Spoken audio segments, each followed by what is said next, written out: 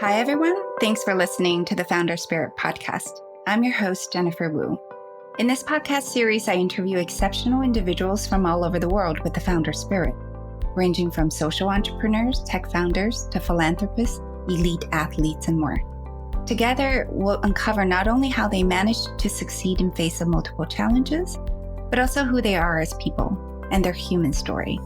Our podcasts are shared freely with the public, and your generosity is highly appreciated, as we decided to do away with corporate sponsorships a few years ago. Please consider supporting us on Patreon so that we can continue to create meaningful episodes with inspiring guests. That is patreon.com/thefounderspirit. As always, you can find us on Apple, Amazon, and Spotify, as well as social media and our website at thefounderspirit.com. I'm grown up with my family with open valley, and with the sheep and goats is my school. My friends are snow leopards, wolf, eagle, mammoths. I don't have a big television screen. My screen is the Milky Way when I look at the star. Very different than the modern world now. In Ladakh, we've seen lots of snow, but we never ever seen such a rain continuously for 10 days. That night was terrible. Suddenly, flash flood. Even I can hear so many people were saying, "I'm in the mud, help me, help me." Some of my friends are under the water, they dead in front of me. Joining us today is the industrious Stanzin Gya, a storyteller and award-winning documentary maker from Ladakh, India, and founder of the Himalayan Film House. Having recently released his 21st film, he is dedicated to sharing tales that open viewers' eyes and hearts to the unique challenges of life in the High Himalayas. Closely attuned to the rare local wildlife and deeply knowledgeable about the rich Himalayan Buddhist tradition. His subjects are as compelling as the landscape and his messages as profound as the surrounding peaks. The reason why Stanzin is on the show today is because a mutual friend introduced us after she had returned from tracking snow leopards in brutal conditions. I was equally moved by his critically acclaimed film, Shepherdess of the Glaciers, following his sister's nomadic journey during the harsh winter and touched by their connection to nature. Just how did Stanzin, who grew up without a television, rise to become an award-winning documentarian? Well, let's talk to him and find out. Hello, Stanzin. Welcome to the Founder Spirit podcast. And thank you for joining us today all the way from the High Himalayas. Thank you so much, Jennifer. It's my honor to be part of the Founder Spirit podcast. I'm so happy to speak with you. Thank you.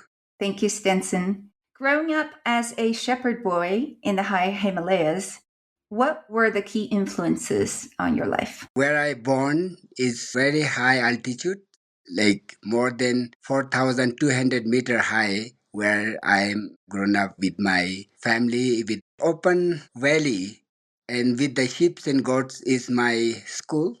My friends are snow leopards, wolf, eagle, mammoths. I don't have a big television screen. My screen is the Milky Way when I look at the star. Very different than the modern world now. It was not easy. It was very tough. In 4,200 meter high, air is very thin. To breathe is an effort. Sometimes you have to take care of your sheep and goats. It's very nice, very interesting.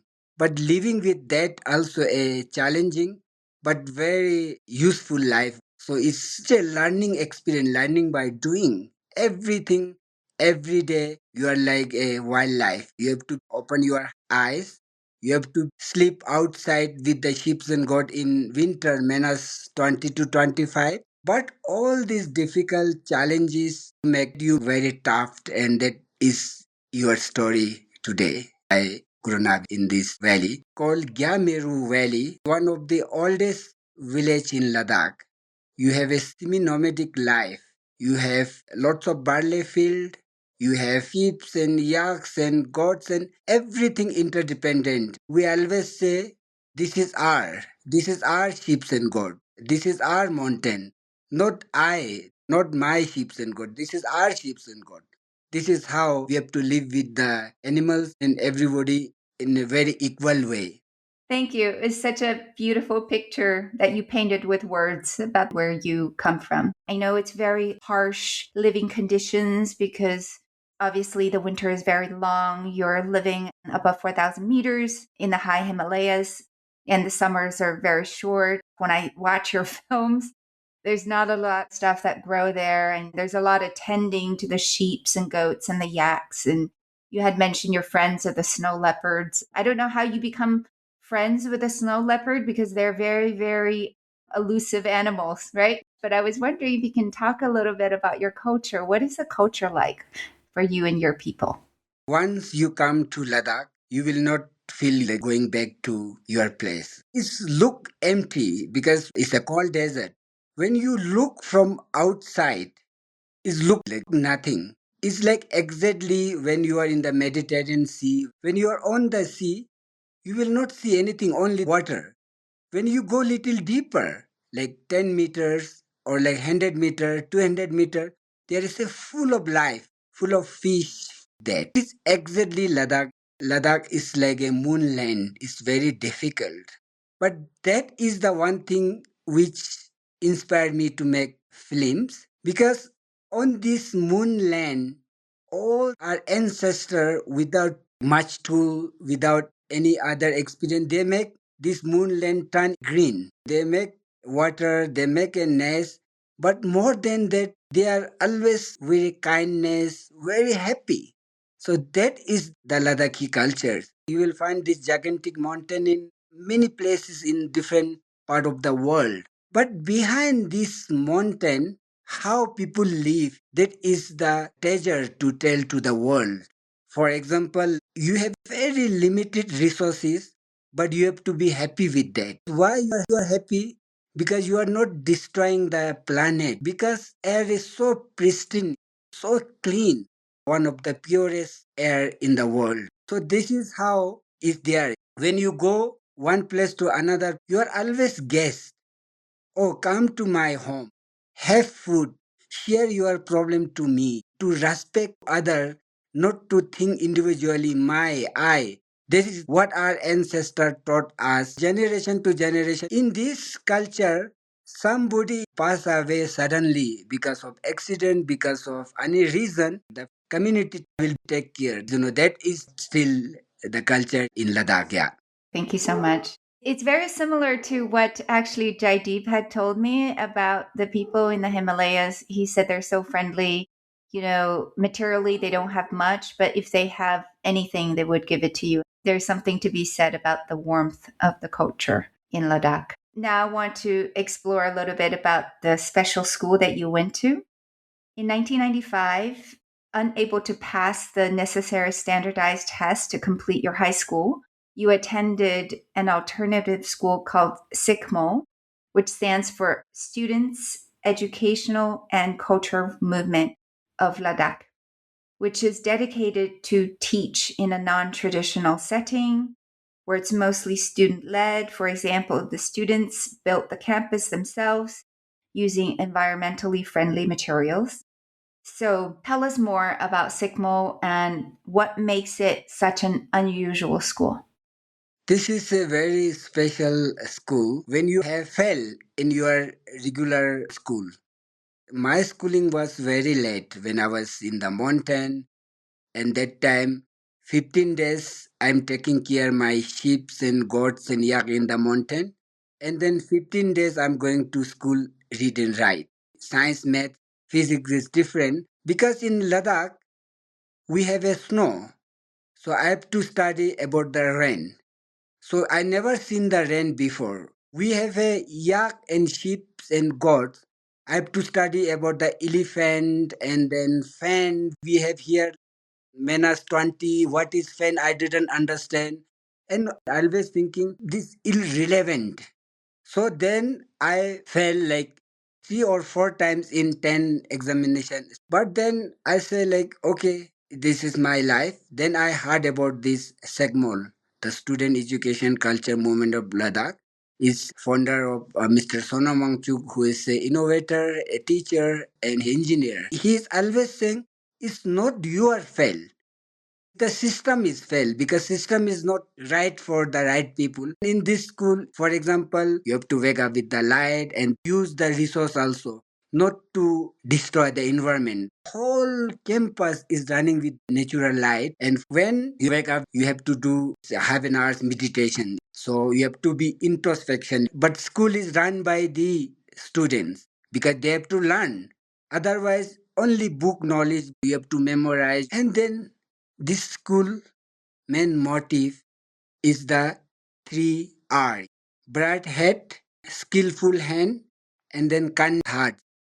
Because in this world, what till now we did is, you are a very bright head, you are very intelligent, you can be a terrorist because you have a very good skill hand. You can make a bomb, you can make so many bad things till you don't have a kind heart. Bright head, skillful hand, kind heart, that is what global leaders need.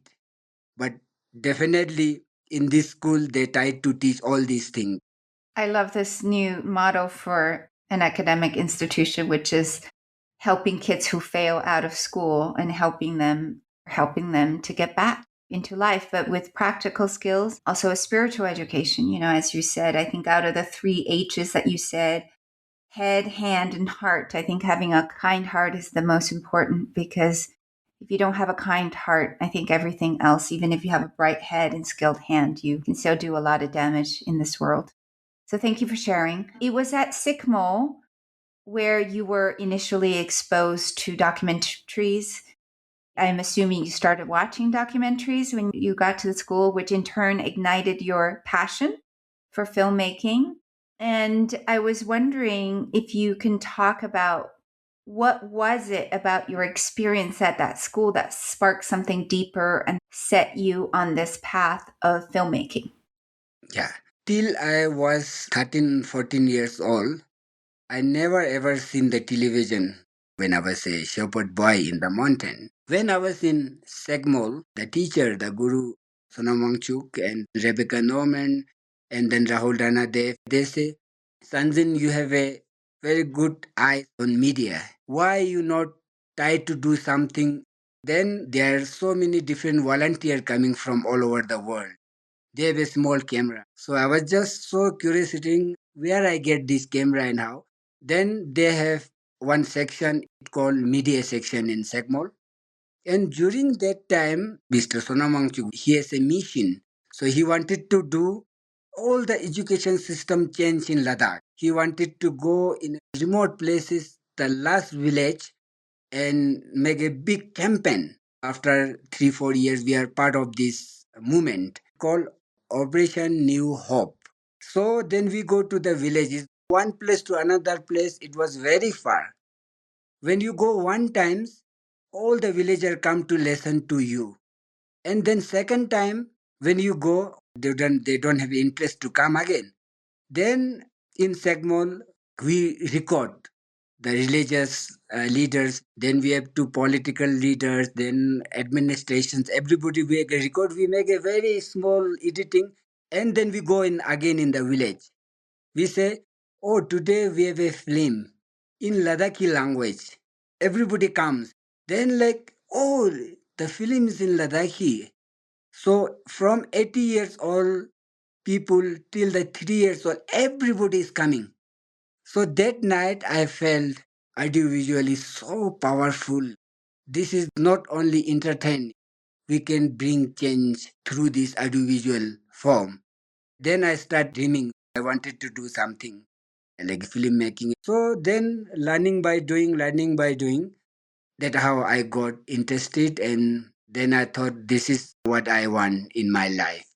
So this is how I start coming in filmmaking. So you pretty much learned how to make documentary films by doing. Is that what you're saying? My mentor, Rahul Ranadev, came to Ladakh to make a documentary film on Tegmol. He said, okay, if you wanted to becoming a filmmaker, then there is a lots of technical aspect, lots of equipment. More than that, how do you tell the story? This is very important. Don't lose in the technology. There's script writing and there is direction. I was just learning. They don't give a degree, but they give you a project. In this project you have to make from beginning till the end, and then I got introduced to many other filmmakers and went to different places. Great. So I did an interview over a year ago with Charmine Obaid Chinoy. She's a twice Oscar winning documentarian from Pakistan. And I'd like to ask you the same question that I asked her. What essential skills distinguish a successful filmmaker from the rest? When you make a film, you have to go out of that comfort zone. You must show in a creative way the truth. And then for me, I always felt it's like my religion also. For example, we have to die one day. We have to leave this body one day. If I make lie, that religion will be always a lie. That community, the truth, this indigenous knowledge, how this environment, anything. So tell this from your heart. You have to feel from your nerves, not only your hearts and your mind. In the beginning, nobody will appreciate you, but you know what stories you are telling. In this story, you have the truth. In this story, touch somebody, they not make mistake again. The Buddhist philosophy says everything is permanent. Ultimate is the truth. So if in your movie there is no truth, it's like sugar. You will eat the sugar. You will say, wow, it's very delicious, but that sugar can give you diabetes in the end. For me, all the world is a family. So we have to hear the truth. I'm not a big filmmaker, but when I make a small movie like this, so I felt that, yeah. Thank you. So it's really about the authenticity of the story that you're trying to tell. I was wondering if you can tell us some memorable moments in the early years of your filmmaking. You had shared with me in the beginning, nobody watched your film, so we would go on horseback, riding from village to village to try to get people to watch your films. So tell us some of the memorable moments in your early days. Again, in our culture, when you speak about how to grow barley, how to get married, and how to take care sheep and goat, everybody will appreciate. When you becoming a filmmaker, that is not in our culture at all. It's very difficult to understand what is filmmaking and then how you will earn, how you will sustain your life, who will watch this movie, what is this, so this was very difficult. So when I'm making this feature documentary film, this is very new in Ladakh. For example, one movie which I made for Worldwide Fund WWF, Living with Change. After that, the Shepherdess of the Glacier movie which I made on my sister. As you mentioned, we got some recognition also. And then I wish this movie was my people in the village. This is more important. And then I bought a projector. I call all the villagers, everyone come, watch the movie. Every villager come in, the house was full. It was like 300 people. It was fully packed. So then I say like, I have to show this movie places that don't have a road. So then I have one horse. On this white horse, we put the loudspeaker and the projector is very fragile. Then I travel one village to another village, and because we don't have a internet that time, now with the WhatsApp, you can say, today we have a show, everybody come. So that time, the radio is not there. So then I have to make a loudspeaker and I say, please everybody come. Today we have a film. We are showing in this hall. And then one village, another village. And it was in the beginning little challenging, difficult. But today I feel, wow, that we did it. So finally, because modernization is coming too fast, people are realizing, oh, you make movie on the nomadic way of living is very important.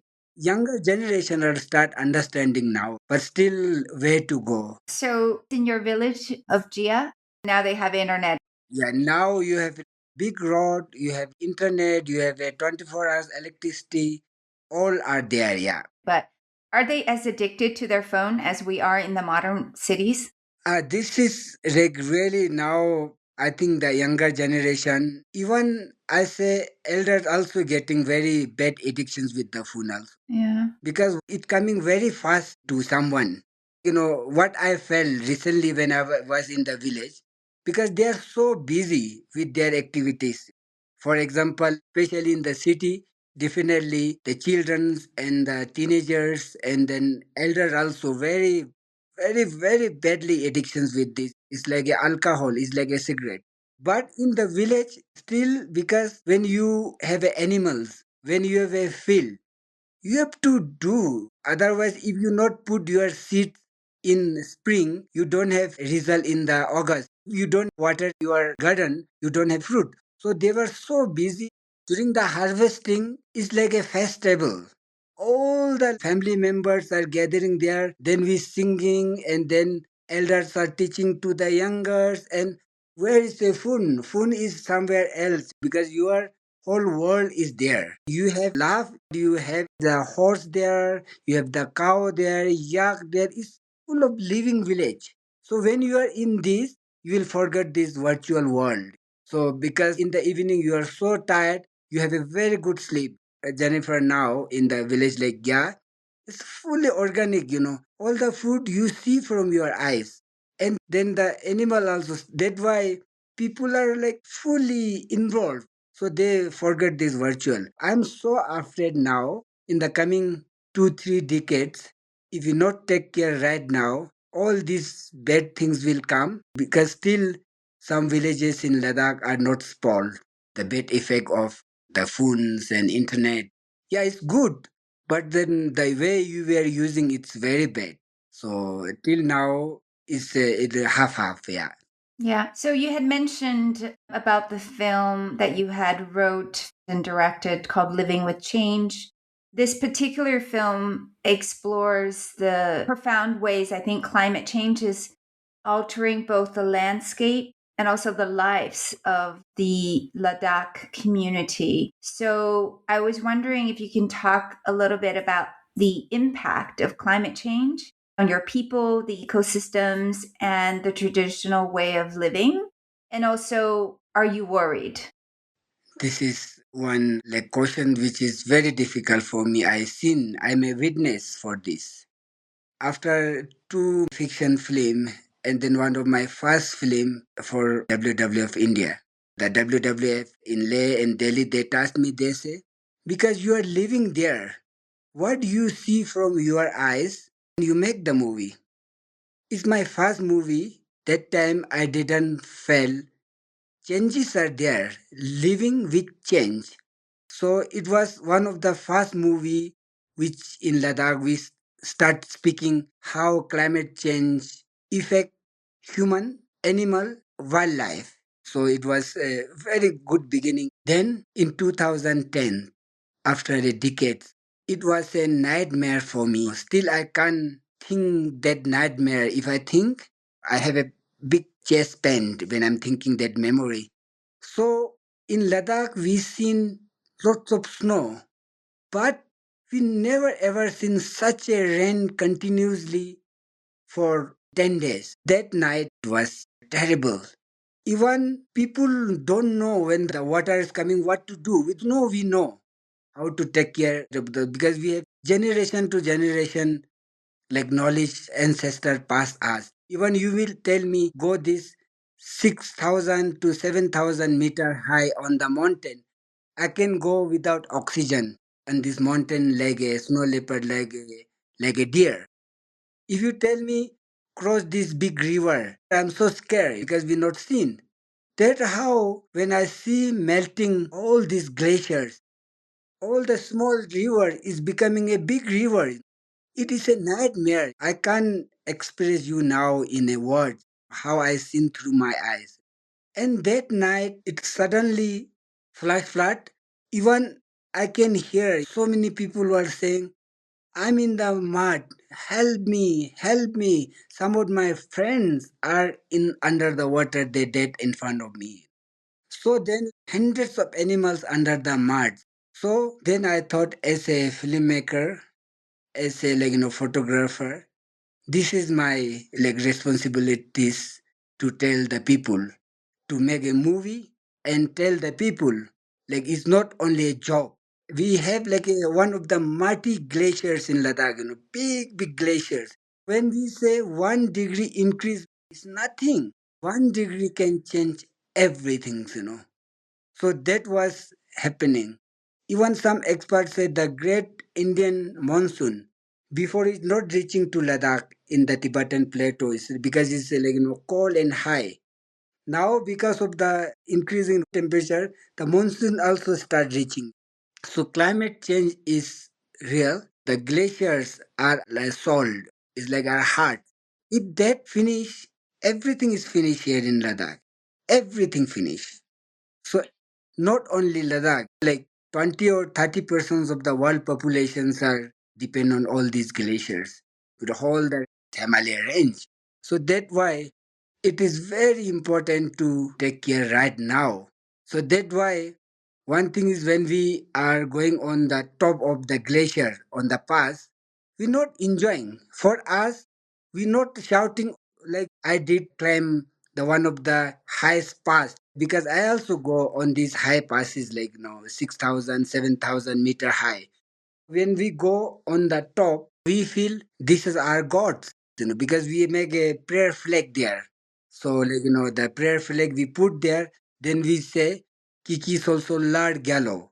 So, Kiki also Lard Gallo mean devils are down and then other good spirits are up. So, you always stay on top. So, that's why sometimes, I see many when we are going on the top and then they enjoying. Okay, so as a human, it's a very small mind. We think we done. But when lots of people who knows glaciers is important when they go, sometimes you feel bad also because the glacier we respect. That's why we seen so many glaciers are disappearing now. So the climate change is really affecting a lot for farmers, for many. So I'm really worrying. So the climate change not look for poor and rich. Today, very remote place like Ladakh. Tomorrow it can be for the city. Sometimes it's like only for the poor. It's not. It come to the rich people also. It will change all. It will shake all the world. It is that what I felt. In May 2025, there was a village in Switzerland. I don't know if you saw it, was buried due to the mudslide because of they had lost their glacier. And so now all the rocks became loose. So it came down and basically buried the village. I think Stanzin, I'm sure you're familiar with that and you saw Yeah. that. I It made the because news I around the saw world. this. Yeah, the big news. Yeah, it's big news. And also, over 25 years ago when I first came to Switzerland around December, even at what we consider very low altitude, we had a lot of snow. I remember how high the snow was. And now, unless you go to a high altitude resort, you don't get a lot of snow. The thing is, they got very good at making snow, right? Because we don't have enough snow and the temperatures are warmer compared to 20, 25 years ago. So it's devastating. And also, they're talking about that the glacier in Switzerland, there's one famous one called the Aletcher Glacier. And they said it's going to disappear. And that glacier is where it flows from the mountains. And that's what flows into Lake Geneva and then into the Rhone River. And then that flows into the ocean. So I can't imagine what happens when that glacier is gone. I mean, I can tell you there are many places where I used to ski 20 years ago where I can't ski anymore, or the snow doesn't come as much. So the ski season is shorter. I can imagine 30 years from now, it's going to be a real problem. And also for the villages, because in Switzerland we have very small valleys, just like you saw with Blatten. So you have very high mountains on either side. And so you can imagine what happens when those glaciers starts to go, then basically the mountain collapses in a way and then comes and buries your village. So it's depressing news, I know, but maybe we could talk about something a little bit lighter. You had an encounter with a snow leopard, and Ramya want me to ask you, to tell the story about your encounter with a snow leopard while filming. Yeah, I had seen snow leopard when I was with my sister when I was a shepherd boy in the valley of Gyamiru. So that time a snow leopard comes, sometime he kill and sometime all the night we can't sleep. And then when I was filming my sister, during that time when we have a new cloth, when we have a smell, he knows about this, some new person are there. He not come for 1 week. One day, me and my sister were taking care this small baby animal pen, we taking care. And snow leopards was slowly, I say like all the animals making is like this. My sister says something like predators games, but she know from her eyes and behavior of the animals. And that was unimagined. Snow leopard went to her tent inside the tent No. of my sister, yes. Wow. Okay. And Okay. yeah, Because these are very elusive animals. Most of the time, they don't want to be seen. It's like the jaguars and the leopards. Crazy. even I seen so many film now. There was like so many tourists coming, but it's true. He's a very, very shy and very camouflage. Sometimes if you are not lucky, even you stay for 1 month, you will not see it. Sometimes if you are like lucky, you will encounter it 1 or 2 days. Sometimes when I go from Leh to my village, it's narrow valley, I see two in a day. So it depends on you. But then the way my sister lived there, because one day not only the snow leopard, the lynx, these The cat. Eurasian lynx, Yeah. the cats, and again very shy, very exclusive. And I was now very curiosity to make a photograph and filming.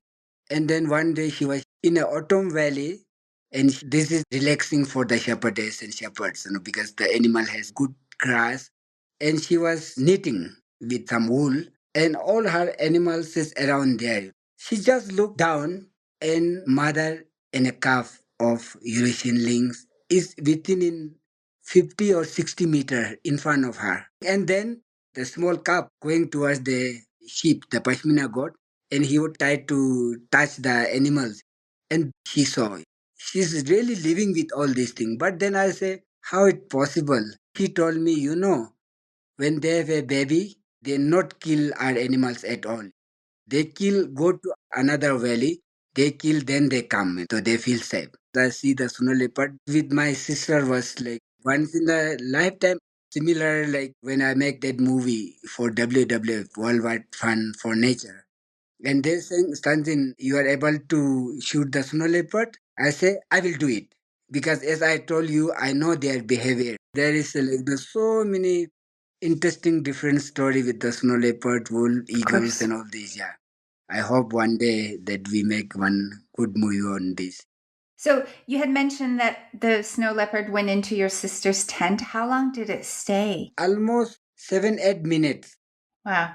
That's More a than long seven, time. eight minutes. That's a long time. Long time. But after that, seems to he was little hungry, and I think more than 6-7 times he again and again came. So sometimes we go outside, we can only see his eyes, and he felt that he's safe. These people are doing nothing. I can get food there. So these people are look safe. So then he come again in 1 week, again and again.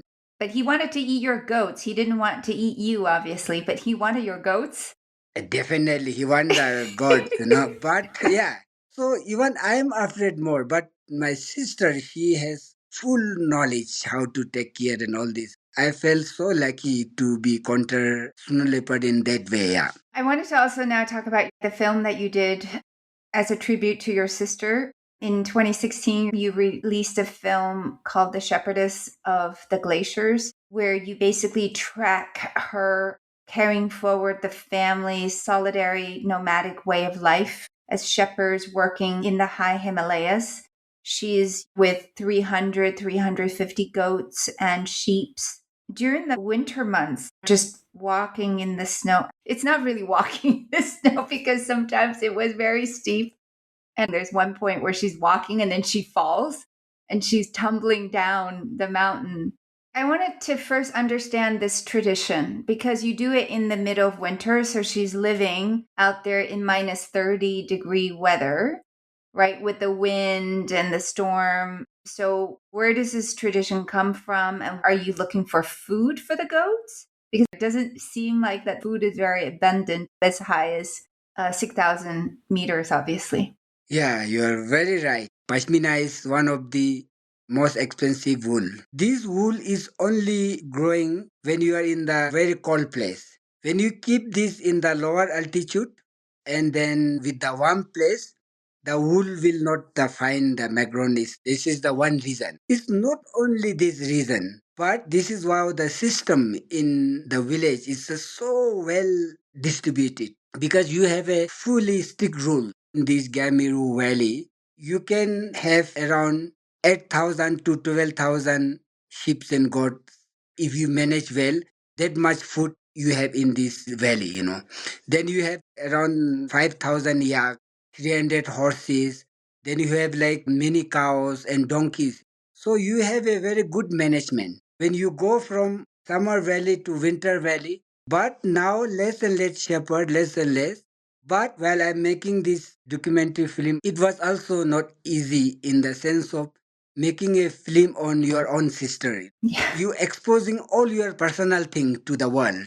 So what to show, what not to show. But then as I was sharing with you in the beginning, because when we start working, so you have to think the truth to bring out.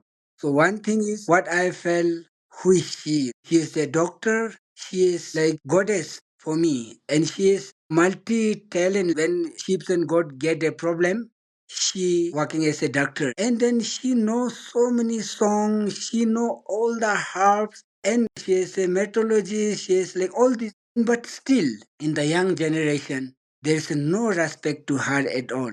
People considering shepherdess, they know nothing. They're the mountain people. And she don't have any respect when she come to the village. But I felt when I spend lots of time with her, full of such a knowledge she have. If these people don't have a respect, what the world going where? So it was one day minus 30. You don't feel cold because you want the best stories. I'm just a messenger, stay on the corner with my camera, that she do it everything. Then the people will feel reality. But we don't have a big crew because this is a co-production with my co-director Kishan Model from France. All my family is becoming a film crew. That was like sometimes very difficult, very challenging. And one very interesting is that the battery is a very important because I have 10 to 12 batteries. When I was sleeping in minus 20 in the sleeping bag, I have to sleeping with the batteries. If I put on the ground, it's drained in 3 minutes. Yeah, so cold. Yeah, so to charge to that battery, first I have to take a horse from where my sister lives to the village. It take one day. Then electricity, I have to charge that battery. Take one battery charge for 5 hours. So it take me 1 week to charge the battery, go back to that. So the call was not challenging. Challenging was how to bring the real story to the world. So that time we don't want to use the drone also because each time I wanted to see from our eyes what the world is. And then sometime we fight. I say, sister, tomorrow you will bring the sheep and goats in this valley. She's saying, okay, okay, fine. I'm totally fine. I will bring. In the morning, 1 o'clock, I wake up. So I pack my camera, water, and sometime she take the tripod, and then my brother and the family member also take. And we walk on the top almost 6 7 hours in the all night. We reached on the top, so I wanted to show the view that she's coming from. In the morning, she forget that she go to the another valley. Yeah, Well, that it was happens. so, yeah, so exhausting. Full day after that, again you can't shoot for 2 3 days because you are so tired. All this the arrangement you can't do that. And then in the evening, yesterday I told you you come to this valley. Why you? Ah, you told it because there is no grass for the sheep and goats. And then I really remember one thing very important because in the beginning I say, this camera is very expensive, sister. And then she say, when she was sometime this narrow, difficult path, she was fall down and she always say, your camera is safe. She not looking our life is important. She was saying camera is important because she think, oh, this is so costly. Sometimes she was alone in this valley because the silence teach us a lot. And we as a documentary Yes. filmmaker, sometimes we have to be silent, not to speak, just to observe, listen, listen. So this is what they are. Yeah, I mean, she's a tough cookie, your sister. You have to tell her that. It's incredible Yeah. how she does this by herself for 3 months, by herself, just her and the goats. Most of the time she doesn't see a lot of people. So please send her my blessings. I also want to mention that a few days ago you had released your 21st film called Nomads Under Stars. It's a documentary exploring nomadic life, your ancestral and nomadic life, its deep connection to culture, and also the rapidly changing Himalayan landscape. It's produced by the Jawa Foundation and the Kortsik Monastery. So I encourage people to check it out. We don't have a lot of time now. So I want to wrap it up really quickly because I think you already shared with us a lot of really great stories. How has your way of life changed in the Himalayas due to climate change? When I heard about the climate change and global warming, it didn't change much because I only heard.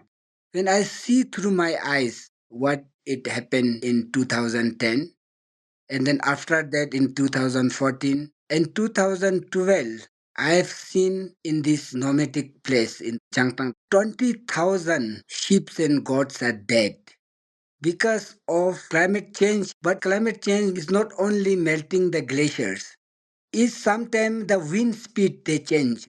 When we in the Himalaya and Ladakh, all the wind take the snow in the valley. There's a lot of snow, no wind, and then there is no grass at all for the animals. When I see all this climate change are happening, is a witnessing, I really concerned. I felt sometimes very scared. Okay, our life is now anyway is in the middle age. What the ancestors give us the best thing. What we giving to the next generations with the AI, with the robot, many things will innovation will come. Tomorrow, if we have to pay for breathing oxygen, if we have to pay for the water, so what all this development for whom? And then we are so busy, busy, busy, busy. So this is the climate change and the global warming. I seen this through my eyes. So it's a really big concern for the policymaker and for the different nation. We have to think this globally. But then definitely each individual has a responsibility. If we don't care, then tomorrow this problem will be unavoidable. Till now, still we can do something. Before too late, we have to do something now. Otherwise, it's going to be disaster for all world. We're not optimistic because we have to take action now. Thank you. So we're going to come to the rapid fire section. So, your favorite documentary filmmaker? Al Gore, I seen Inconvenient Truth. Oh, Al Gore. I never thought of him as a filmmaker. One ancestral learning that you would like to share with the audience? In one word, I should say sharing. So what you have, always share to others. Yes, sharing. You say you didn't grow up with a lot of money, right? Because when you live at the high plains, you had abundance because you had animals and you had food. So there's no need for money. What is wealth to you, Stenson? Trust each other and what you promise, so you must do. These two things is very important for me. So trust and honor. Yeah. And what is the one thing that you would change about your younger self? I much very rooted where I come from and try to be always original, not too superficial. And is it too late to stop or reverse the effects of climate change? Yes or no? No, we can revise. Yeah, we can reverse. How much time do we have, Stenson? Yeah, climate change is there, but we don't lose hope. So hope is everything. We have to make a hope, and we can still make changes. Great, thank you. We're now coming to the end of our interview, and as you know, we end every episode with a quote. We have a quote from Buddha. No one saves us but ourselves. No one can and no one may. We ourselves must walk the path. Thank you so much, Jennifer. Thank you, Stenson, and thank you for bringing the message of hope from the High Himalayas. And thank you for your film so that people understand how climate has a huge impact on your people, on the ecosystem, and on your way of life. Thank you. Thank you so much, Jennifer. It is an honor to listen our story from the High Himalaya. The Founder Spirit podcast is very responsible, and the last many months that you are trying to have the best. I felt today when you are asking question to me very responsibly. I wish all the best for and with hope. And thank you so much, Jennifer, to having me. Wonderful. Thank you, Stenson. Our podcasts are shared freely with the public, and your generosity is highly appreciated, as we decided to do away with corporate sponsorships a few years ago. Please consider supporting us on Patreon so that we can continue to create meaningful episodes with inspiring guests. That is patreon.com/thefounderspirit. As always, you can find us on Apple, Amazon, and Spotify, as well as social media and our website at thefounderspirit.com.